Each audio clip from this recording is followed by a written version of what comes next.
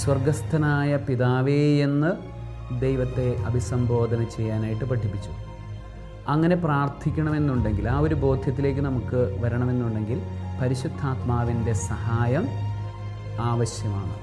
ചില ആളുകൾ പറയാറുണ്ട്, ക്രിസ്ത്യാനികൾ എല്ലാവരെയും അപ്പ അപ്പ എന്ന് വിളിക്കുന്നു, ക്രിസ്ത്യാനികൾ ദൈവത്തെ അപ്പ എന്ന് വിളിക്കുന്നു, എൻ്റെ വീട്ടിലെ അച്ഛനല്ലേ എൻ്റെ അച്ഛൻ എന്നൊക്കെ പലരും ചോദിക്കാറുണ്ട്. പക്ഷേ യഥാർത്ഥത്തിൽ ദൈവത്തെ അപ്പ എന്ന് വിളിച്ചു കഴിഞ്ഞാൽ പിന്നെ ഈ പ്രപഞ്ചത്തിലുള്ള സകലതും എൻ്റെ സഹോദരങ്ങളാണ്. ഈ പ്രപഞ്ചത്തിലുള്ള എല്ലാം എനിക്ക് ചേരുന്നവരാണ്, അവിടുത്തെ മക്കളായതുകൊണ്ട് തന്നെ. അപ്പോൾ ആ ഒരു വലിയ ആ ഇൻക്ലൂസീവ്നെസ്സിലേക്ക്, അല്ലെങ്കിൽ ആ ഒരു യൂണിവേഴ്സാലിറ്റിയിലേക്ക്, അല്ലെങ്കിൽ അത്തരത്തിലുള്ള എല്ലാത്തിനെയും ഉൾക്കൊള്ളുന്ന ഒരു അനുഭവത്തിലേക്കാണ് ആബാ പിതാവേ എന്നുള്ള ആ ഒരു ബോധ്യം കൊണ്ട് നമുക്ക് ലഭിക്കുന്നത്. ആ ഒരു ബോധ്യം ഹൃദയത്തിനുള്ളവന്